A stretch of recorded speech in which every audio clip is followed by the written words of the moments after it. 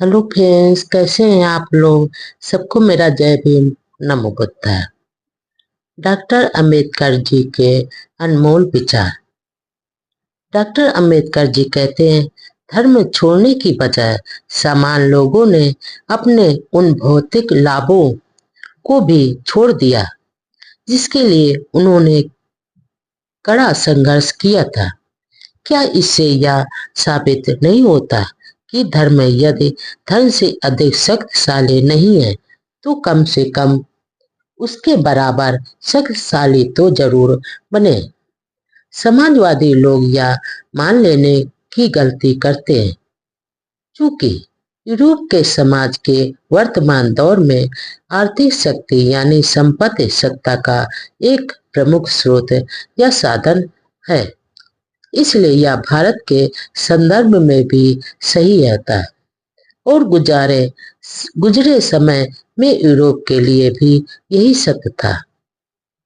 आगे डॉक्टर अंबेडकर जी कहते हैं, धर्म सामाजिक दर्जा तथा संपत्ति या और सभी ताकत और सत्ता के साधन जिन्हें दूसरे की आजादी को काबू करने के लिए कोई भी व्यक्ति अपने पास रखता है। इनमें कोई एक समय तो दूसरा दूसरे समय प्रभावकारी हो जाता है। यह सच है कि यदि आजादी आदर्श है और आजादी का मतलब उस प्रभुत्व के विनाश से है जो कोई दूसरे व्यक्ति पर कायम रखता है, तो इस पर जोर नहीं दिया जा सकता कि आर्थिक सुधार एक ऐसा सुधार है जो अनुसरण करने योग्य है।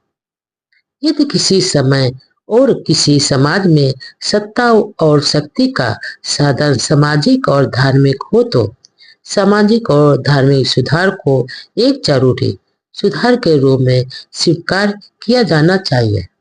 इस प्रकार भारत के समाजवादियों द्वारा अपनाए गए इतिहास की आर्थिक व्याख्या के सिद्धांतों में दोष निकालकर आलोचना की जा सकती है, लेकिन मेरी मानता यह है कि समाजवादियों का यह दावा कि संपत्ति का समीकरण और या बराबर बंटवारा ही असली सुधार है और यह अन्य सभी सुधारों से पहले होना चाहिए। फिर भी जो मैं समाजवादियों से पूछना चाहता हूँ कि क्या आप पहले सामाजिक ढांचे में बदलाव और सुधार लाए बिना आर्थिक सुधार कर सकते हैं?